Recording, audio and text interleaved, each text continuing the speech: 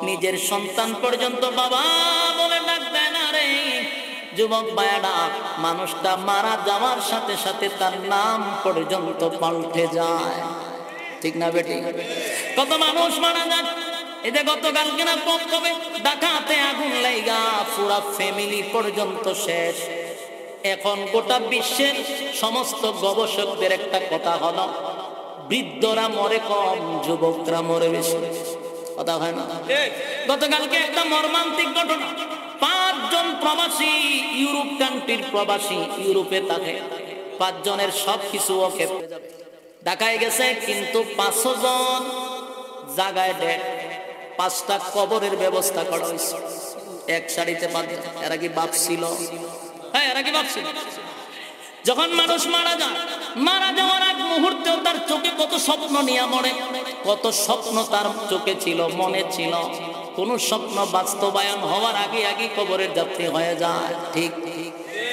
যুবক ভাইরা আমার, বরকতপূর্ণ মাস কিন্তু আমাদের সামনে চলতেছে। শাবান মাস, রমজান মাস। এই মাস আসার আগে আগে আল্লাহর নবী দোয়া করতেন, আল্লাহুম্মা বারিক লানা ফি রাজাব ওয়া শাবান ওয়া বাল্লিগনা রমাদান। মেরা দিল তलब রহা হ্যায় মেরে जलने रहा है सीना,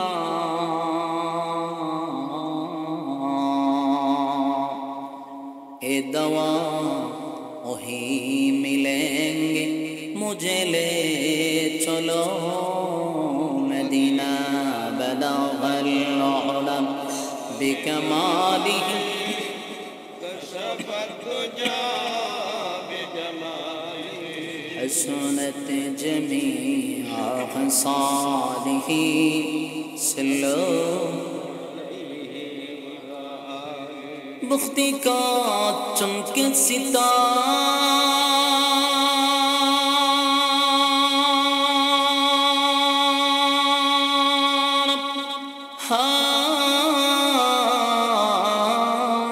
हाज़िरी का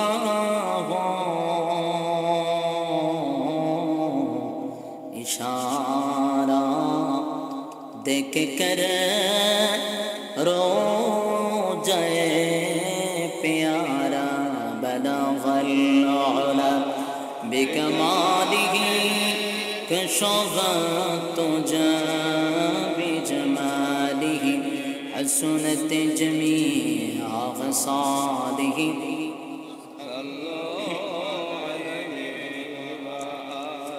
जिकीर बातिल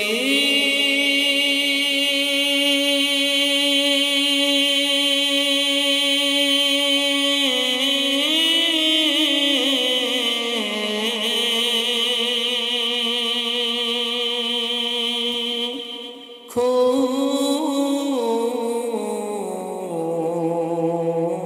हटा दे दिल से रब जिक्र में तेरे लगा दे रोज शाब ला इलाहा इल्लल्लाह।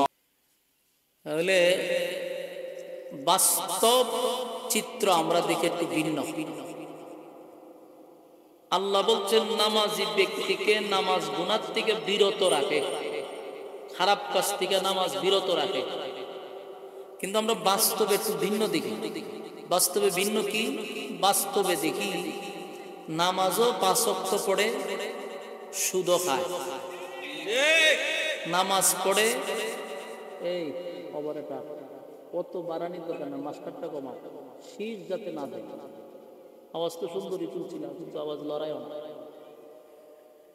নামাজ পড়ে সুদ খায়, নামাজ পড়ে ঘুষ খায়, নামাজ পড়ে মিথ্যা কথা বলে, নামাজ পড়ে অন্যের উপর জুলুম করে, নামাজ পড়ে আরেকজনের জায়গা দখল করে রাখে। এরকম অপরাধী আমাদের চোখে পড়েনি? কিন্তু নামাজি কিন্তু সে মসজিদে 5 ওয়াক্ত নামাজ পড়ে, কপালে নামাজের দাগও আছে, কিন্তু এই বেচারা নামাজের ফাঁকে ফাঁকে আহাম কুহামও করে। কিন্তু আল্লাহ বলতেছেন নামাজি ব্যক্তিকে নামাজ গুনাহ থেকে বিরত রাখবে। কিন্তু আমরা দেখতেছি নামাজ পড়ার পরেও সে গুনার কাজ করে। সমস্যাটা কোন জায়গায়? আল্লাহর কথা কি মিথ্যা হইতে পারে? আল্লাহর কথা তো মিথ্যা হবে না, কিন্তু আমরা তো দেখতেছি নামাজ পড়ার পরও লোকটা খারাপ কাজে লিপ্ত। ঘটনাটা কি? ঘটনাটা আমরা বাইর করতে হবে, যেখানে মূল গাবলাটা কোন জায়গায়। আল্লাহর কথা তো কোনো সময় মিথ্যা হতে পারে না। তাহলে আমরা দেখতেছি কি আর আল্লাহ বলতেছি কি? তাহলে আল্লাহটাই সঠিক, কিন্তু আমরা যা দেখতেছি এর ভিতরে কোনো একটা গাবলা আছে, কোনো গন্ডগোল আছে। এই গন্ডগোলটা যদি আমরা বাইর করতে পারি বুঝতে আমাদের জন্য সহজ হবে। এবং আজকের এই আলোচনাটা খুব গুরুত্বপূর্ণ। যারা নামাজি আছেন এবং যারা সচেতন, কথাগুলি একটু দিলের কান লাগায় শুনে আপনাদের ফায়দা হবে। কোন জায়গা থেকে সমস্যাটা হয়? আল্লাহর কথা 100% সঠিক। নামাজ পড়লে সে গুনাহ করতে পারবে না। নামাজ যদি সে পড়ে সে খারাপ কাজ করতে পারবে না। তার দিলে, তার মনে তার বাধা দিবে। সে ইচ্ছা করলেও খারাপ কাজে জড়িত হইতে পারবে না। আপনারা একজন ভলান্টিয়ার ভাড়া নিন, ভোলা বান্ডি তো চিল্লা চিল্লি না করে, মনোযোগ নষ্ট হয়ে যাবে। আমরা যাই না, একজন বইলা দেন, হ্যাঁ দৌড়াইয়া দেন, আধা মাইল দৌড়াইবেন, এরিয়ার ভিতরে না দেন, চিন্তা করেন ফুলামান। আর এখন কেয়ামতের আলামত, ফুলামান ডরায় না। আগে আমরা ছোটবেলা বড় মানুষ দেখলে ডরাইতাম, দমক দিলে ডরাইতাম, মহিতা ডরায় না। কেয়ামতের আলামত উল্টা আমাদের দমক দেওয়ার সম্ভাবনা আছে। এমন মারাত্মক বিষয়। আর ওই তো না, সব ডিজিটাল ভোলা, সব সিজারের ভোলা, অস্ত্র দিয়ে তাহলে তৈরি করছে, তার অস্ত্র ডরায় না, ডরায় না। সম্মানিত শুধু নামাজ মানুষকে গুনাহ থেকে বিরত রাখবে, এটা আল্লাহর বক্তব্য। কিন্তু আমরা বাস্তবে দেখতেছি ব্যতিক্রম। লোকটা নামাজ পড়ে কিন্তু সুদের টাকা তুলে তুলে খায়, কিন্তু আবার হাজিও নামের আগে দিয়ে লাগায়। ঘটনাটা ঘটছে, ঘটনাটা হলো নামাজি কিন্তু কয়েক কোয়ালিটির আছে। আর এই কোয়ালিটি বাইর করতে গেলে আমরা মসজিদে যাইতে, বিশেষ করে ইমাম সাহেবরা এই ব্যাপারে অনেক অবগত। আর পেটটি গেলে তারা তো মসজিদও থাকে, এরা যে কত তামসান নামাজ দেখে এটা ইমাম সাহেবরা কইতে পারে না। আমি নিজে ইমামতি করছি 5 বছর কুমিল্লাতে, আমি ইমামতি করছি আর করছি। তো আমার একটা বাস্তব অভিজ্ঞতা আছে, মুসল্লি কত প্রকার ও কি কি। উদাহরণস্বরূপ আমি দিতে পারি, আমি যে জীবনে কত কোয়ালিটির নামাজ দেখছি। আমার জীবনের গবেষণার থেকে আমি বের করছি যে নামাজ অনেক প্রকার তো আছে। আল্লাহর কথা সঠিক, কিন্তু আমরা যা দেখতেছি এর মধ্যে একটা গাবলা আছে। এটা বাইর করতে বড় সহজ। মসজিদে গেলে আপনি দেখবেন কয়েক কোয়ালিটির নামাজি আছে।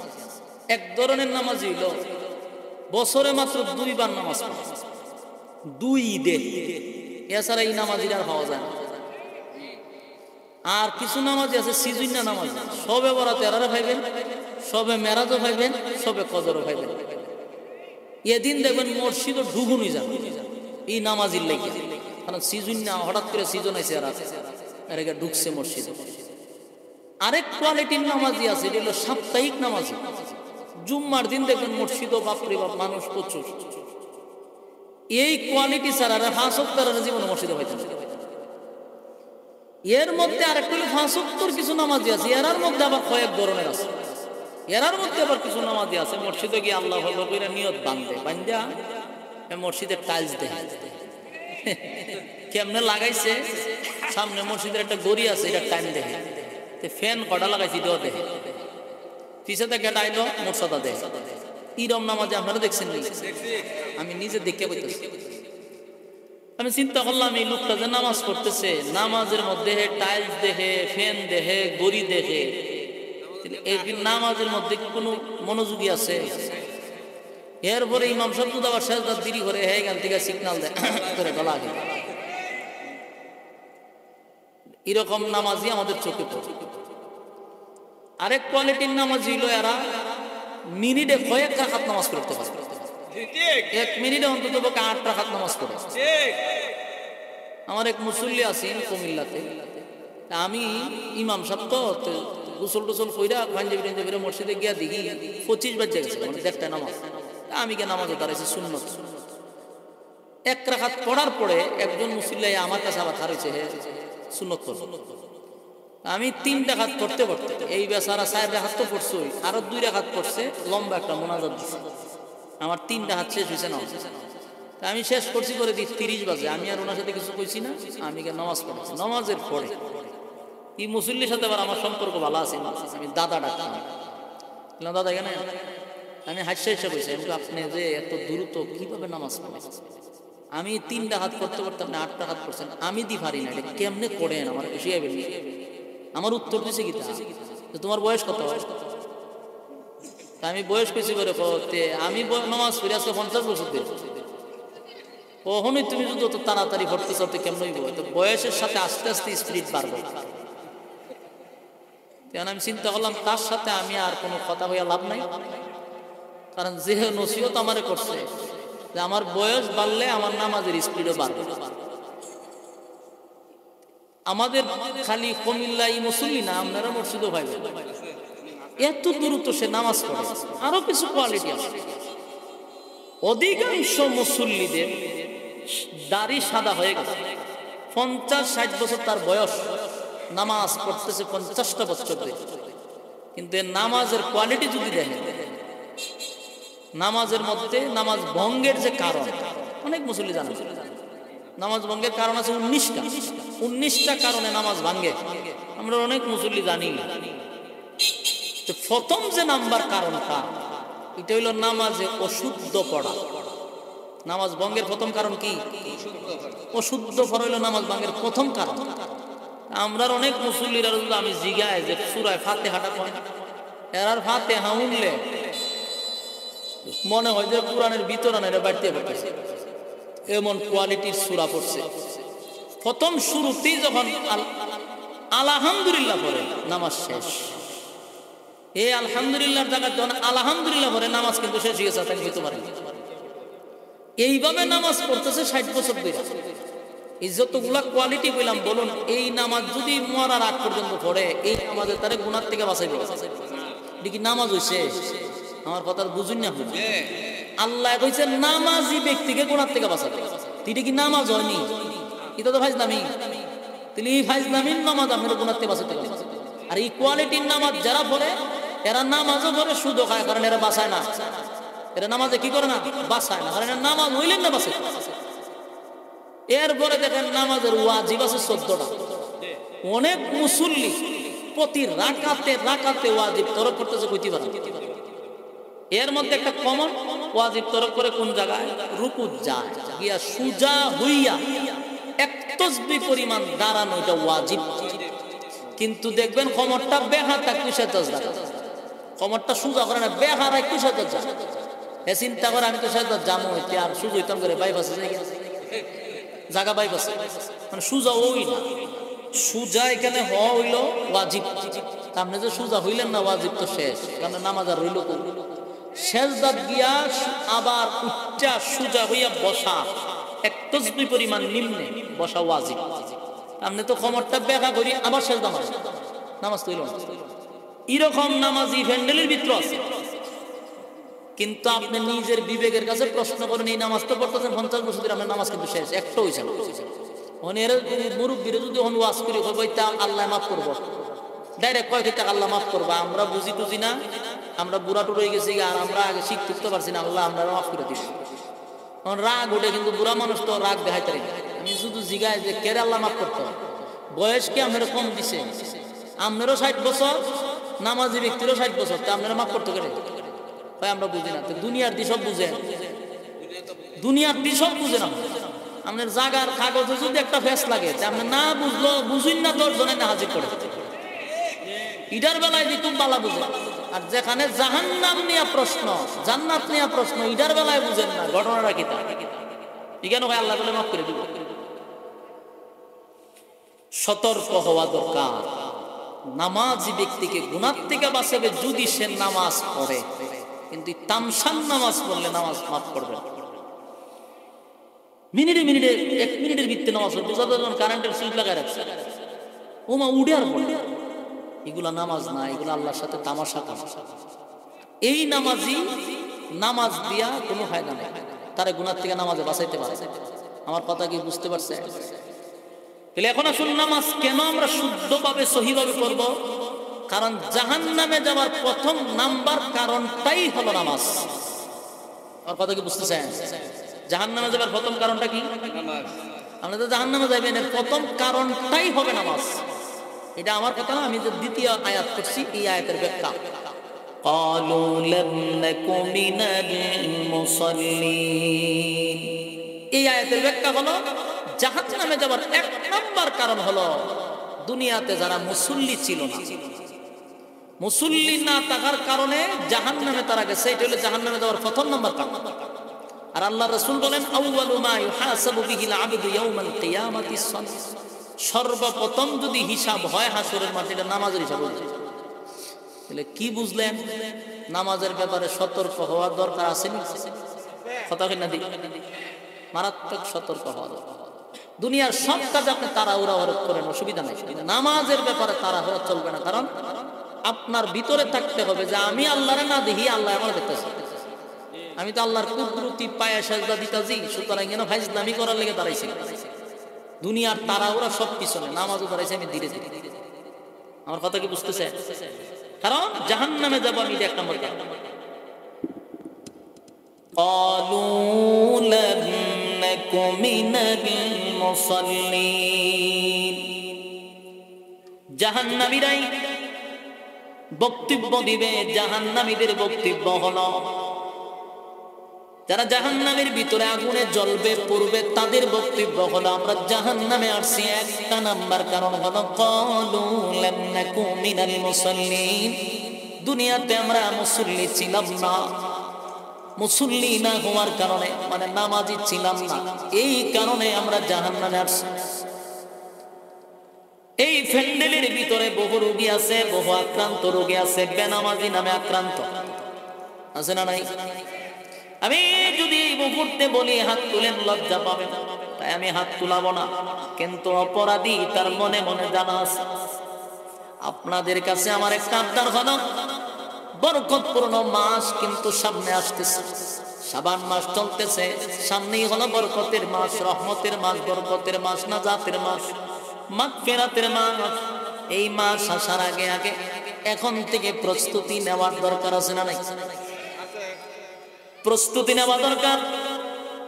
ক্বালু লাম নাকু মিনাল মুসাল্লিন, এই বক্তব্য আমার নয়, জাহান্নামীদের বক্তব্য হলো আমরা জাহান্নামে আসছি। প্রথম নাম্বার কারণ হলো দুনিয়াতে আমরা মুসল্লি ছিলাম না গো, মুসল্লি মানে নামাজি ছিলাম না, তাই জাহান্নামে আসছি। তাই দুনিয়ার মানুষের ব্যাপারে বক্তব্য হলো নামাজ, নামাজ যেন হয় যেই নামাজ আমার নবী পড়ছে, যেই নামাজ সাহাবায়ে কেরাম পড়ছে, ওইভাবে আমাদের নামাজ পড়তে হবে। মসজিদে ঢুকলাম, নামাজের মুসল্লায় দাঁড়াইলাম, দুনিয়ার সব আমার পিছনে রাইখা এখন আমার বিরজ করে নামাজ পড়তে হবে। কারণ এখন আমার সামনে আমার মালিক দাঁড়ানো, এটা আমার মনে মনে রাখতে হবে। আমি আমার মালিককে দেখি না, কিন্তু মালিক আমারে দেখে। আল্লাহর নবী বলছেন নামাজে যখন মানুষ দাঁড়ায় রে, দুই বাজু দুইটা ফেরেশতা দাঁড়ায় থাকে। আপনার নামাজ যখন নামাজ হয় না, তখন নামাজ শেষে এই নামাজগুলি এক জায়গায় গাঁটটি বেঁধে আপনার মুখে নিক্ষেপ করে। এই নামাজ আর আসমানে নেওয়া হয় না। এই জন্য নামাজের ব্যাপারে সতর্ক থাকেন। অনেক মুরব্বীরা বলবে হুজুর আমরা তো শুদ্ধ করে পড়তে পারি না। আমি আপনার একটাই প্রশ্ন করব, পারেন না কেন? দুনিয়ার সব পারেন, এখানে এসে পারেন না শব্দটা কেন বললেন? শিকার কি সময় শেষ? একথা ভিন্ন। এখন আপনার শিকার সময় আছে। মসজিদের ইমাম আছে, তাদের কাছে গিয়া বলবেন হুজুর মাসে আপনাকে 1000 টাকা দিব, 1 ঘন্টা ক্লাস করেন। কিন্তু আমরা তো ইমাম সাহেব 1000 টাকা দিতেন না। ইমাম সাহেবের কাছে গিয়ে গলা উঠায় 100 টাকা দিবেন, আপনার কিতাব পড়াই 1000 টাকা দিয়া যদি হুজুর 1 ঘন্টা ক্লাস করা। বেশি শিখতে হয় না, সূরা ফাতিহা 4টা সূরা, 4টা সূরা দিয়ে 100 রাকাত নামাজ পড়া সম্ভব যদি 4টা সূরা শিখেন। সহি শুদ্ধভাবে আপনি চেষ্টা চালাইতে থাকেন। এরপরও যদি এই অবস্থায় মারা যান, তালবে ইলমের সওয়াব আপনি পাইবেন। সুবহানাল্লাহ। তাই শেখার চেষ্টা করতে হবে, অন্তত পক্ষে সহিভাবে আপনি 4টা সূরা শিখেন, আপনি চেষ্টা চালায়া যান। এই অবস্থায় যদি মৃত্যু হয় আল্লাহর দরবারে আপনার জবাব দিতে হবে না, বলে আল্লাহ আমি চেষ্টায় ছিলাম। কিন্তু যদি কোন বলে আল্লাহ মাফ করে দিবে, জনমের ভিডানি ভিডাই বই দিবে, জনমের ভিডানি ভিডাই জিগাইবা আমি তোরে রাইতে দিনে 24 ঘন্টা দিচ্ছি। কয় ঘন্টা? রাইতে দিনে 24 ঘন্টা সময় দিলাম, 24টা ঘন্টার মধ্যে একটা ঘন্টাও আমি আল্লাহরে দিলি না, একটা ঘন্টাও দিলি না। 24টা ঘন্টার মালিক আমি, তোরে দিলাম, তুই তো আমারে দিলি না। হিসাব দেওয়ার সুযোগ নাই, জবাব দেওয়ার কোনো সুযোগ নেই। তাই শিখতে হবে। আপনার ছেলের জন্য ইংরেজি টিচার রাখেন 5,000, অঙ্ক টিচার 5,000, ইমাম সাহেবরে দেয় 200 টাকা, এরপরে সামনের মাসে নিয়ে একসাথে। এরকম আসেনি? ইমাম সাহেবের বেলায় বড় দুর্বল, ইমাম সাহেবরে 500 টাকা দিতে তার মনটা বড় খারাপ হয়ে যায়। বোঝা গেল আপনার ভিতরে সমস্যা, রুচির সমস্যা। আখিরাতের ব্যাপারে আপনি বড় দুর্বল। এখানে আপনি কেন মন সবল করেন না? যেখানে আপনার জান্নাত আর জাহান্নামের প্রশ্ন, সেখানে 1 টাকা খরচ করতে রাজি না। দুনিয়ার ক্ষেত্রে অনেক টাকা খরচ করতে রাজি। যুবক ভাইরা আমার, অনর্গল ইংলিশে বক্তব্য দিতে পারেন কিন্তু সূরা ফাতিহা পড়তে পারেন না, এটা আপনার জন্য দুর্ভাগ্য। কিয়ামতের ময়দানে আল্লাহর সামনে দাঁড়ায় জবাব দিতে হবে। আজকের থেকে নিয়ত করেন, জীবনে যা কামাইবেন 1,000 টাকা মাসে ইমাম সাহেবরে আলাদা ক্লাস করবেন, আলাদা ক্লাস করে সহি শুদ্ধভাবে পড়ার চেষ্টা করবেন। নামাজ ভঙ্গের কারণ 19টা, এর মধ্যে সর্বপ্রথম কারণ হলো নামাজে অশুদ্ধ পড়া। নামাজে যদি অশুদ্ধ পড়েন নামাজ শেষ। এই জন্য সহি শুদ্ধভাবে পড়তে হবে। এবার আসুন 2 নম্বর আয়াত হলো ক্বালু লাম নাকু মিনাল মুসাল্লিন। জাহান্নামে যাওয়ার 1 নম্বর কারণ হলো নামাজ। নামাজের ব্যাপারে দুর্বলতা করা যাবে না, নামাজে তাড়াহুড়া করা যাবে না।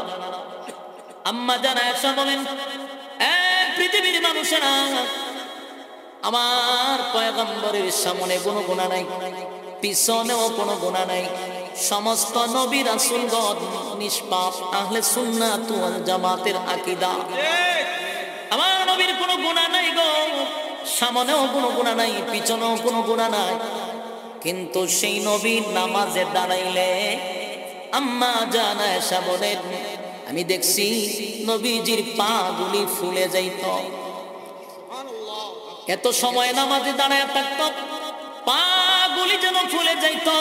শুধু তাই নয়, আম্মা জান আয়েশা বলেন, আমি একদিন ঘুম থেকে জাগ্রত হয়ে গেছি, আমি দেখি আমার পায়ে যেন ভিজা ভিজা লাগে। মনে করছি পিছনে একটা কলস ছিল, আমার পায়ের কাছ লেগে মনে হয় পড়ে গেছে, বিছনাটা ভিজা গেছে। ঘুম থেকে জাগ্রত হইয়া দেখি কলসটা তো জায়গায় আছে, কিন্তু বিছনাটা কিসে ভিজাইল?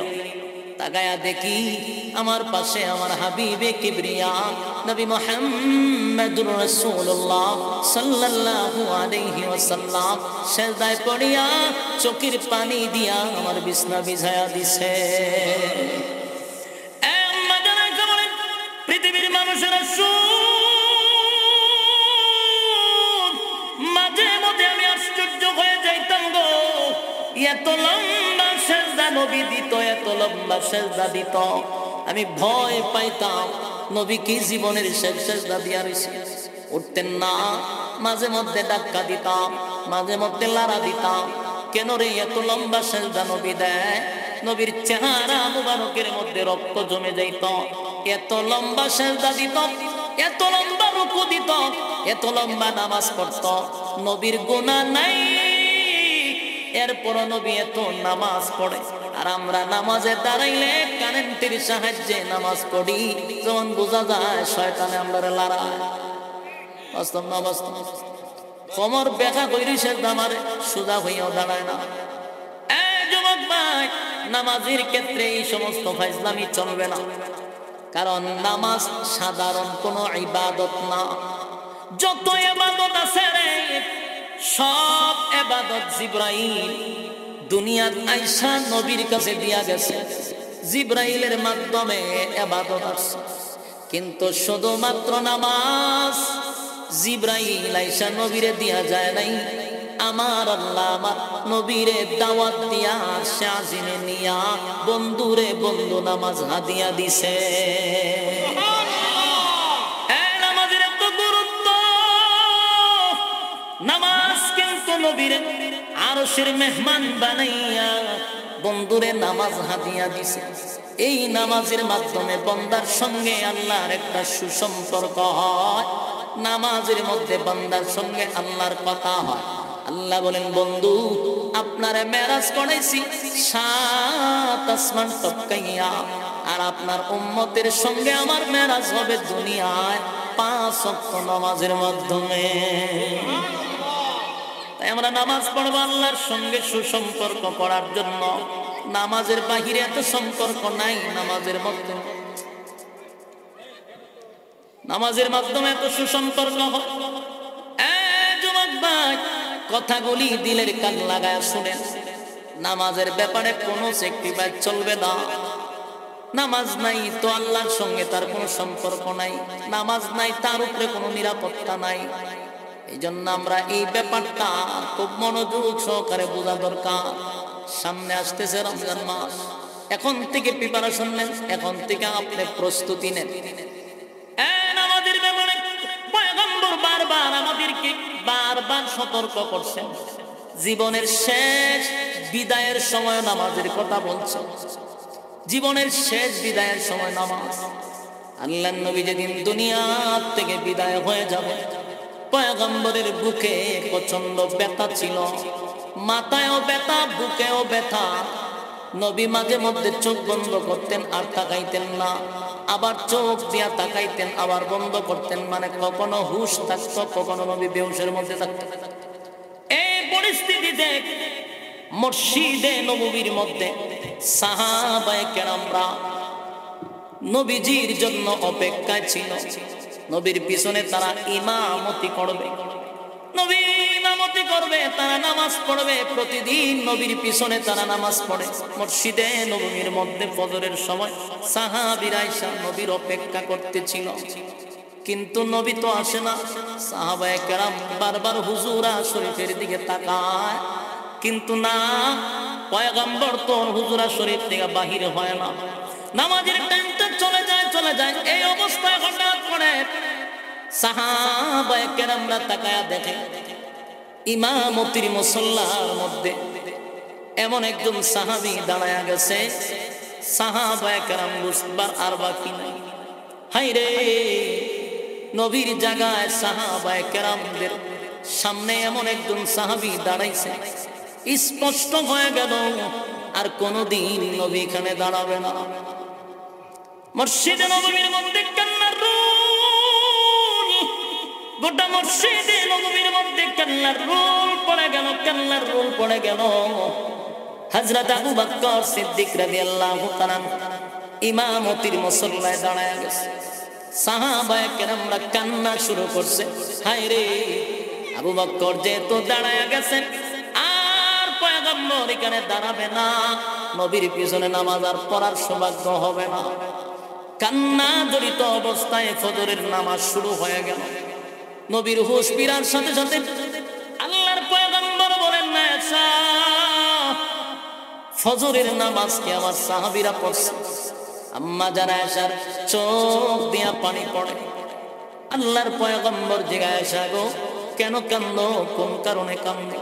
বলে, নবী গো, মসজিদে নববীর মধ্যে কান্নার রোল পড়ে গেছে গো নবী, আপনি নবী নাই, এই জন্য সাহাবীরা কান্দে। আপনার অনুপস্থিতিতে আমার আব্বা ইমামতি করে গো নবী, আমার আব্বার ইমামতিতে মসজিদে নববীর মধ্যে নামাজ শুরু হয়ে গেল। আল্লাহর নবী বললেন, আয়েশা, আমি তো উঠতে পারি না, আমি বসতে পারি না, আমার বড় কষ্ট হয়, তুমি কি আমার একটু সাহায্য করবো? আমি মসজিদে নববীর মধ্যে একটু দৃশ্যটা দেখতে চাই। আম্মা জান আয়েশা পয়গম্বরকে একটু উঁচু করে ধরলেন, চেহারা মুবারকটা মসজিদে নববীর জানালার দিকে ধরায় রাখলেন। নবীজি তাকায়া দেখেন আবু বকরের ইমামতিতে মসজিদে নববীর মধ্যে নামাজ শুরু হয়ে গেছে। এক দৃষ্টিতে নবী তাকাইয়া রইল, তাকাইয়া নবীর চোখ বেয়ে বেয়ে বেয়ে বেয়ে পানি পড়ে, মুক্তার দানার মতো টপ টপ করে পানি পড়তেছিল। আম্মা জান জিজ্ঞাসা, নবী গো কেন কাঁদেন গো নবী? আমার আব্বা ইমামতি করায় এই জন্য কাঁদেন। এই নামাজের দৃশ্য দেখে আপনি কেন কাঁদেন? আল্লাহর নবী বলেন, আয়েশা সব কান্না কিন্তু দুঃখের হয় না, কিছু কান্না হয় আনন্দের কান্না। আয়েশা আজকের কান্না আমার আনন্দের কান্না, আমি আনন্দে কান্দি গো, দুঃখে কান্দি না, দুঃখে কান্দি না, আনন্দে কান্দি। আয়েশা এই যে আমার চোখের সামনে আমার সাহাবীরা নামাজ পড়তেছিল, এই দৃশ্য দেখে আমি কান্দি, কারণ এই নামাজটা কায়েম করতে গিয়া আমার কত সাহাবী শাহাদাত বরণ করছে। এই নামাজটা কায়েম করতে গিয়া আমি নবী কত রক্ত জড়াইছি, কত না অপমান হইছি, কত লাঞ্ছিত হইছি। এই নামাজ কায়েম করতে গিয়া আমার সাহাবীরা রক্ত দিছে, জীবন দিছে। আয়েশা বাইতুল্লাহর সামনে যখন আমি সিজদায় গেলাম, আমার গলার মধ্যে গামছা লাগাইছে, আমি নবীরে গামছা লাগাইয়া বেঈমানের বাচ্চাগুলি আমার সিজদা দিতে দেয় না, অলিতে গলিতে আমি নবীরে টানছি। আমি যখন বাইতুল্লাহর সামনে সিজদায় গেলাম, আবু জাহেলের নেতৃত্বে আমার পিঠের উপরে উটের নারী বুড়ি পর্যন্ত রেখা দিছে। আমি সিজদার থেকে উঠতে পারি না, উটের নারী বুড়ির ভারে আমি উঠতে পারি না। আমার মেয়ে ফাতেমা ছোট্ট ছিল, আমার মেয়ে ফাতেমা দৌড়ায় আইসা আমি নবীর পিছন থেকে পিঠের মধ্যে যে নারী বুড়ি ছিল সব সরাইয়া দিছি। তারপরে আমি সিজদার থেকে উঠছি। এই নামাজ কায়েম করতে গিয়ে কত না কষ্ট করলাম, কত রক্ত ঝরাইলাম, আমার কত সাহাবী জীবন দিল। আজকে আমার চোখের সামনে বিশাল একটা জামাত চলতেছিল, এই দৃশ্য দেখে আনন্দে আমি আর চোখের পানি থামায়া রাখতে পারলাম না। এটা যে আমার আনন্দের কান্না গো, এটা কিন্তু আমার দুঃখের কান্না না, আনন্দের কান্না। আয়েশা আমার আনন্দের কান্না। আল্লাহর নবী চোখ দিয়া পানি ছাড়ে আর বলে, উম্মতেরা রে, নামাজ ছাড়বি না, নামাজ ছাড়বি না, নামাজ ছাড়বি না। নামাজের মাধ্যমে আল্লাহর সঙ্গে সুসম্পর্ক হয়, নামাজের মাধ্যমে আল্লাহর সঙ্গে বান্দার কথা হয়। নামাজ হলো জাহান্নামে যাওয়ার প্রথম নাম্বার কারণ, হিসাব হবে নামাজ। যুবক ভাইরা রে, আস্তে আস্তে আমাদের বয়স বাড়তেছে, যৌবন কিন্তু বেশি দিন থাকে না, যৌবনের বেড়াগিরি বেশি দিন থাকে না। যেমন বাটা আছে তেমন জোয়ার আছে, যেমন বাটা আছে। এখানে যাদের দাড়িগুলো সাদা হয়ে গেছে, একজনও কিন্তু যুবক না হয়ে বৃদ্ধ হয় নাই। সবাই একটা সময় যুবক ছিল, তাদের দাড়িগুলা সাদা ছিল, তাদের শরীরে শক্তি ছিল। আজকে তাকায়া দেখো আশেপাশে কত মুরব্বী বসে আছে, তাদের দাড়িগুলা সাদা হয়ে গেছে, শরীরের চামড়াগুলি ঢিল হয়ে গেছে, চোখের জ্যোতিগুলি কমে গেছে, দাঁতগুলি লড়াচড়া করে, শরীরে কোনো শক্তি নাই। এই অবস্থায় কিন্তু আমার আর তোমার আসতে হবে গো। আল্লাহ বলেন, বান্দারে, তিনটা কাল মানুষের, যৌবন কাল, বৃদ্ধকাল, শিশুকাল। প্রথমটা হলো শিশুকাল, মাঝখানেরটা হলো যৌবন কাল, শেষেরটা হলো বৃদ্ধকাল। আল্লাহ বলেন, দুইটা কাল আমি মাইনাস করে দিব, শুধু যৌবন কালের হিসাবটা দে, আমি আল্লাহ তোরে জান্নাত পর্যন্ত পৌঁছায়া দিব। হিসাব হলো যৌবন কালের হিসাব দে। কিন্তু আমাদের সমাজের বাস্তবতা হলো, যত আখাম কুখাম, যত গুনার কাজ সব করি যৌবন কালে, আর আমরা আল্লাহর কাছে মাপ চাই বৃদ্ধকালে। অথচ বৃদ্ধকালের হিসাব নিবে না, শিশুকালের হিসাব নিবে না, হিসাব নিবে তো যৌবন কালের। যৌবন কালে গুনাহ করে পিএইচডি করলাম, মাপ চাইলাম বৃদ্ধকালে, কোনোদিন মাপের যোগ্য হবে না। আল্লাহর কাছে সবচেয়ে দামি সময় হলো যৌবন কাল। যৌবন কাল, যৌবন কালে আল্লাহরে যদি কেউ একবার ডাক দেয়, আল্লাহ বলেন একবারের ডাকে 70 বার আমি আল্লাহ জবাব দেই। একটা জবান বন্ধ রাখবেন না, আল্লাহু আকবার।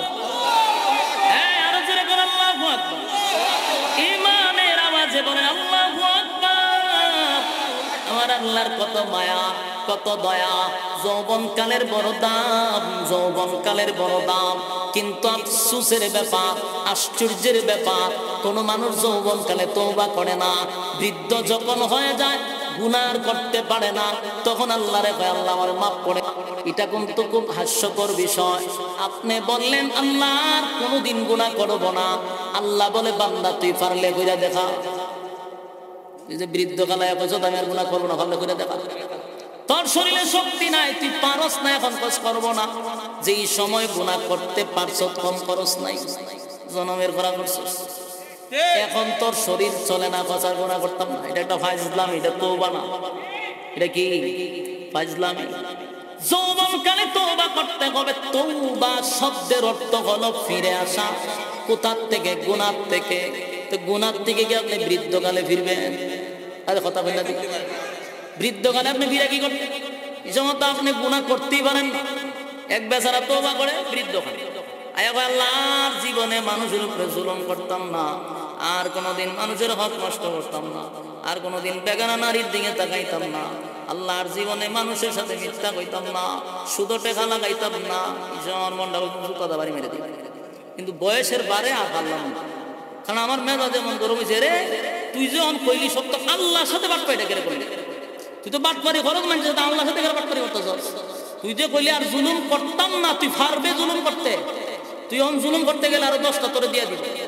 কথা বল না, আর জীবনে বেগানা নারীর দিকে তাকাইতাম না, তুই অন ছায়া থাকি দিছিস। 70 বছরের একটা বুড়াই যদি একটা মাইয়ার ভাই ছায়াতে কোনো অসুবিধা আছে, মাইয়া কোনো মাইন্ড করবো? জীবনে কোনো মাইয়া ওখানে মাইন্ড করতো না, তবে দাদা চাইছে অসুবিধা। তুই আমরা ছায়া থাকে কোনো মাইন্ড তো করবে না। আমার একবার চাইতাম তুই ছায়া কিতা করতে হবে, তোর ব্যাটারি চার্জ নাই, তুই এখন যদি খোঁজ করতাম না, লাভ হইল কি? এরপরে কাজ সুদর টাকা লাগাইতাম না। তুই যে বুড়া হইছ, তুই এখন সুদর টাকা লাগাইয়া তুললে আনতে গেলে তো শক্তি লাগে। সুদের টাকা তুললে আনতে কি লাগে? শক্তি লাগে। সবাই টাকা তুললে আনতে পারে না। তুলে যা করতেছে, যা বলতেছে সব আল্লাহর সাথে বাটপারি। কথা কই না দি? তওবা কখনো গ্রহণযোগ্য না। তওবা করতে হবে যৌবনকালে। কেন? এটা যুক্তি আছে। আমার এই বয়স আমি চাইলে গুনাহ করতে পারবো, এখন যদি আল্লাহ গুনাহ করবো না, তাহলে বোঝা গেল আল্লাহরে ভয়ে আমি করি না। এটা যুক্তি। এখন আমি যদি আর গুনাহ করবো না, মানে আমার গুনাহ করার মানে সুযোগ আছে, আমি যদি বলি করবো না, এটা যুক্তি। আর আমার গুনাহ করার সুযোগই নাই, আমি যদি করবো না, এটা যুক্তি। কথা বলে না দি? তওবা করবেন কোন কালে? হ্যাঁ, কথা বলে না দি? তওবা করব যৌবনকালে। যৌবনকালে আল্লাহরে ডাকলে 70 বার জবাব দেয়।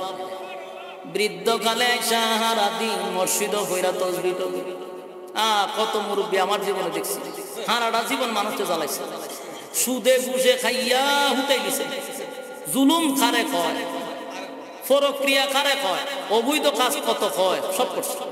এখন আর শরীরে টেম্পার নাই, এখন একটা তসবিহ আতল হইছে, বাস মাথাতে একটা টুপি দিছে, দাঁড়িয়ে সাথে হয়েছে আরাদিন সুবহানাল্লাহ সুবহানাল্লাহ। তসবিহ চলে ইলেকট্রিক গতিতে, আর তসবিহে চলে, এর বড় শান্তি নাই। এই তসবির ভিতরে দিয়ে আগাম কম ঢুকাইতেছে। আগাম কেমনে? সুবহানাল্লাহ সুবহানাল্লাহ সুবহানাল্লাহ। কিতারে তোর কেটটাতে দিছিলাম, এটার দাম তো এবার দিছ না। সুবহানাল্লাহ সুবহানাল্লাহ সুবহানাল্লাহ। হ্যাঁ, টাকাতে নিছিলে গত মাসে দিছলি নি? সুবহানাল্লাহ সুবহানাল্লাহ। দেশ না করে সুবহানাল্লাহ সুবহানাল্লাহ। হ্যাঁ, ইমাম সাহেব আজান দিন না করে সুবহানাল্লাহ, মসজিদ ময়লা করে সুবহানাল্লাহ সুবহানাল্লাহ, সেটটা কেন করে সুবহানাল্লাহ সুবহানাল্লাহ, জানা মাত্র যারা দিন না করে সুবহানাল্লাহ সুবহানাল্লাহ। আর বাড়িতে তো কোনো জান করে সুবহানাল্লাহ সুবহানাল্লাহ। বেতনটা তো তারা লয়ে যান আগে দিয়ে সুবহানাল্লাহ, গরম ভাত খাওয়াই সুবহানাল্লাহ সুবহানাল্লাহ। 100 ওই তসবির মাথাতে একটা সুমা দেয় 100 আসেনি? সুমা দে মাল লয় গেলে খালি সুবহানাল্লাহ আছে না, এখন গোহামা আছে, সব মিলে সুমা মেরে 100। আর মনে মনে বলতো আমি তো কত খতম করছি তসবিহ, হিসাব নাই। তিহিতা হইল অতিভক্তি সুরের লক্ষণ। এই ভক্তি আল্লাহর কাছে পছন্দ না। আর বুলা খালা হইলে আরেক যন্ত্রণা, ইমামার মুয়াজ্জিনের লাগে। এই সারা দিন গড় শান্তি নাই তো। গড়ে গেলে বউ মারে একসাসানি, ফুতের বউ মারে একসাসানি, নাতি নাচ করলে তো একসাসানি, শেষে কয় দূর মসজিদও দেখেছে। মসজিদও দেখেছে এই যন্ত্রণা। এখন ইমাম সাহেব আর মুয়াজ্জিনের উপরে গিয়া লাগে, ইমাম সাহেবের উপরে মুয়াজ্জিন হলো লাগে। ইমাম সাহেব আর মুয়াজ্জিন, আল্লাহ বুড়াটা কোনদিন যেন মরবো। ওখানে আমাদের পাইছি না অভিশাপ। এই অভিশাপে শেষে দেখা যায় বেড়ালাইছে সে করে ফেলতে। বাস্তব না বাস্তব? যন্ত্রণা দেখে ইমাম সাহেবের বোধ মুয়াজ্জিনের বোধ গিয়া ফেলাইছে সে করে থাকে, গিয়া জ্বালা ইমামরার মধ্যে। কেরে অত জ্বালানি কেরে? যে কথাগুলি বলতেছি সমাজ এরকম হচ্ছে কিনা, বাস্তব কিনা? এই ফুলা কথা কয় আমার সামনে, এটা গুরুত্বপূর্ণ কথা হইতেছে। কথা কয় হে তুই রোগে আক্রান্ত, এর তো বুঝাইতেছি, এর তুই আজ মোবাইলে কথা কয়, মনোযোগ দিতে কত। হে তো কদিন পরে বুড়ো হইব, কিন্তু এখন যা করবার করে লিতেছে, এখান থেকে ফিরাইতে প্রতিটা কথা যুক্তিক না অযৌক্তিক। আল্লাহ বলেন যৌবন কালে তওবা কর, যৌবন কালে ফিরা, তাইলে আমার তোর স্থান আছে। আর এই বৃদ্ধ কালে গিয়া তসবিটি বানি, আর তসবির ভিতরে তো সুবহানাল্লাহ কর, অন্যান্য বিষয় বেশি। এই জন্য এখান থেকে ফিরে আসতে হবে, আমাদের এই ভুল ধারণার থেকে ফিরে আসতে হবে। আল্লাহ আমাদের হেফাজত করুক। এক নম্বর হলো ইন্নাস সালাতা তানহা আনিল ফাহশাই ওয়াল মুনকার। নামাজি ব্যক্তিকে নামাজ গুনাহ থেকে বিরত রাখবে যদি নামাজ হয়। কথা কোন ঠিক? নামাজ যদি নামাজ হয় তাহলে বিরত রাখবে। যেমন কোন উলামায়ে কেরামদেরকে জীবনে দেখছেন যারা 5 ওয়াক্ত নামাজ পড়ে মাদ্রাসায় খেদমতে আছে, মসজিদে নামাজ পড়ায়, কোনোদিন দেখছেননি সিনেমা হলে ঢুকতে? কারণ সে ঢোকার আগে চিন্তা করবো আমার যে দাড়ি, আমার যে পাঞ্জাবি, আমি 5 ওয়াক্ত নামাজ পড়ি, মাদ্রাসা পড়াই, আমি কেমনে ঢুকবো? ওই তারা বাধা দিল। ইমাম সাহেব সিগারেট খায় দেখছেন, তার নামাজে তারা বাধা দেয়, আমি না ইমাম সাহেব, আমি না নামাজ পড়ে, আমি কেমনে রে সিগারেটটা খাই? কোন ইমাম সাহেবকে সুদের কারবারি দেখছেন, তার নামাজে তারা বাধা দেয়, আমি না ইমাম, আমি না নামাজি, কেমনে সুদ টাকা লাগায়? নামাজি ব্যক্তিকে নামাজ গুনাহ থেকে বাঁচায়া দেয়, কিন্তু আমাদেরকে কেন বাঁচায় না? আমরা নামাজের মধ্যে করি তামসা, নামাজের মধ্যে তামসা করি, নামাজ পড়ি না। যুবক ভাই, শেষ কথা হলো ক্বালু লাম নাকু মিনাল মুসাল্লিন। নামাজ কিন্তু হবে তোমার জন্য জাহান্নামে যাওয়ার 1 নাম্বার কারণ। নামাজ জাহান্নামে যাওয়ার 1 নাম্বার কারণ। তাই নামাজ থেকে বাঁচার দরকার আছে না নাই?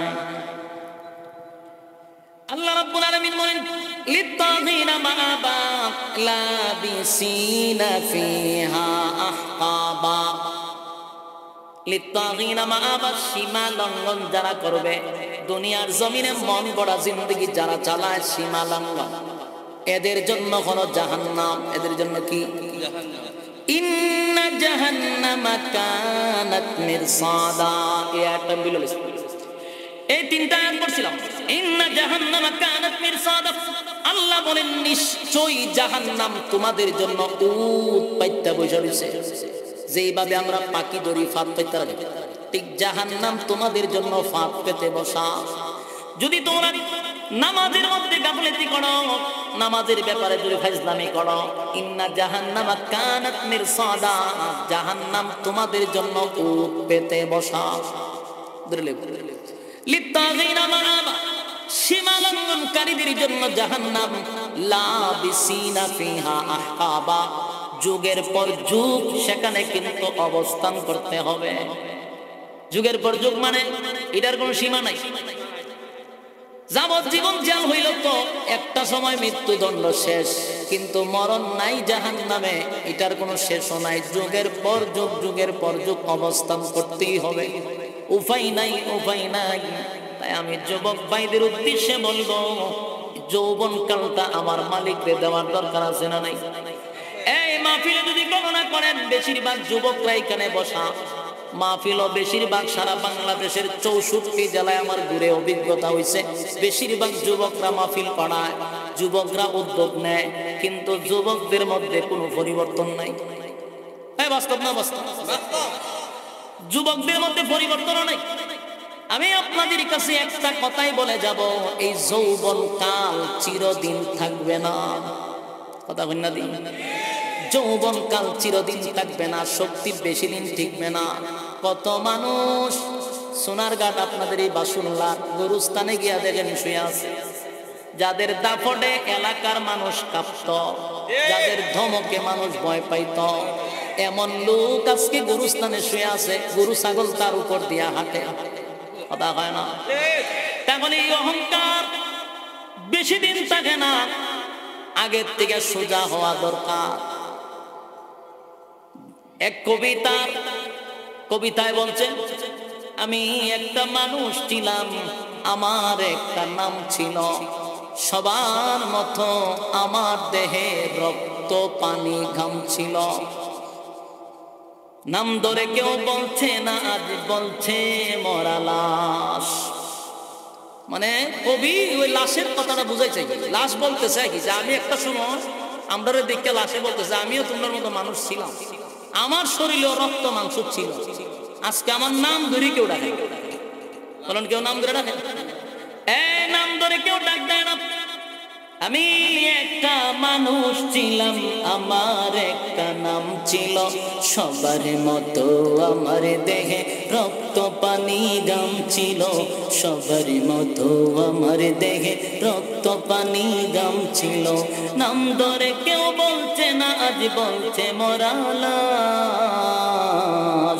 দাফন হবে জলদি কখন, নইলে সর্বনাশ। বাস্তব না বাস্তব? গায়ের জোড়ে দনের জোড়ে কথা বলেছি, অহংকার বাহাদুরির সাথে চলেছি। ঠিক গায়ের জোড়ে দনের জোড়ে কথা বলেছি, অহংকার বাহাদুরির সাথে চলেছি। নাম ধরে কেউ বলছে না, আজ বলছে মরা লাশ। দাফন হবে জলদি কখন, নইলে সর্বনাশ। দাফন হবে জলদি কখন, নইলে সর্বনাশ। রাত্রে সবাই আমার গড়ে লাশের ভয়ে কাঁপছিল, রাত্রে সবাই আমার গড়ে লাশের ভয়ে কাঁপছিল। আমি একটা মানুষ ছিলাম, আমার একটা নাম ছিল, সবার মতো আমার দেহে রক্ত পানি গাম ছিল। ঠিক নেই? মৃত্যু ছিল তাই সমাজে আমার অনেক দাম ছিল, মৃত্যু ছিল তাই সমাজে আমার অনেক দাম ছিল। আমি একটা মানুষ ছিলাম, আমার একটা নাম ছিল, সবার মতো আমার দেহে রক্ত পানি ঘাম ছিল। নিজে নিজে কবিতার কবির ভাষায় বলতেছিল আমি একটা মানুষ ছিলাম, আজকে আমার নামটা ধরে কেউ ডাক দেয় না। নিজের সন্তানও বলে লাশ ঘর থেকে বাহির করো, লাশটারে খাটিয়াতে তোলো, লাশটারে দাফন করো, লাশটারে দাফন কাফন করো। নিজের সন্তান পর্যন্ত বাবা বলে ডাক দেয় না রে। যুবক ভাইয়েরা, মানুষটা মারা যাওয়ার সাথে সাথে তার নাম পর্যন্ত পাল্টে যায়। ঠিক না বেটি? কত মানুষ মারা যায়। এই যে গতকালকে না কবে ঢাকাতে আগুন লাইগা পুরা ফ্যামিলি পর্যন্ত শেষ। এখন গোটা বিশ্বের সমস্ত গবেষকদের একটা কথা হলো, বৃদ্ধরা মরে কম, যুবকরা মরে বেশি। কথা হয় না?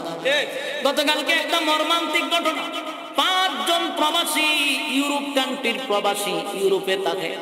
5 জনের সব কিছু ওকে, 5 জন জীবনের জন্য আমেরিকায় চলে যাবে। ঢাকায় গেছে, কিন্তু 500 জন জায়গায় ডেট, 5টা কবরের ব্যবস্থা করা হয়েছে। এক সারিতে 5 জন। এরা কি বাপ ছিল? হ্যাঁ, এরা কি বাপ ছিল? যখন মানুষ মারা যায়, মারা যাওয়ার এক মুহূর্তেও তার চোখে কত স্বপ্ন নিয়ে মরে, কত স্বপ্ন তার চোখে ছিল, মনে ছিল। কোন স্বপ্ন বাস্তবায়ন হওয়ার আগে আগে কবরের যাত্রী হয়ে যায়। ঠিক? যুবক ভাইরা আমার, বরকতপূর্ণ মাস কিন্তু আমাদের সামনে চলতেছে। শাবান মাস, রমজান মাস। এই মাস আসার আগে আগে আল্লাহর নবী দোয়া করতেন, আল্লাহুম্মা বারিক লানা ফি রাজাব ওয়া শাবান ওয়া বাল্লিগনা রমাদান। আল্লাহর নবী দোয়া করতেন, মালিক আমাদের হায়াত বাড়ায়া দেন, রহমত আর বরকত আমাদেরকে দান করেন। নামাজ মসজিদে এই যে রমজান মাসের বরকত দেন, প্রস্তুতি নেওয়ার সুযোগ দেন, সামান তৈরি করার সুযোগ দেন। আমরার সামনে রমজান মাস চলতেছে, শাবান মাস, আগামী মাস আসার আগে আগে আমরা সবাই প্রস্তুত আছি তো ইনশাআল্লাহ? কারা কারা আছেন আল্লাহ দেখায়া দেন। লিল্লাহি তাকবীর, লিল্লাহি তাকবীর। আল্লাহ সবাইকে বুঝার, মানার, আমল করার তৌফিক দান করেন।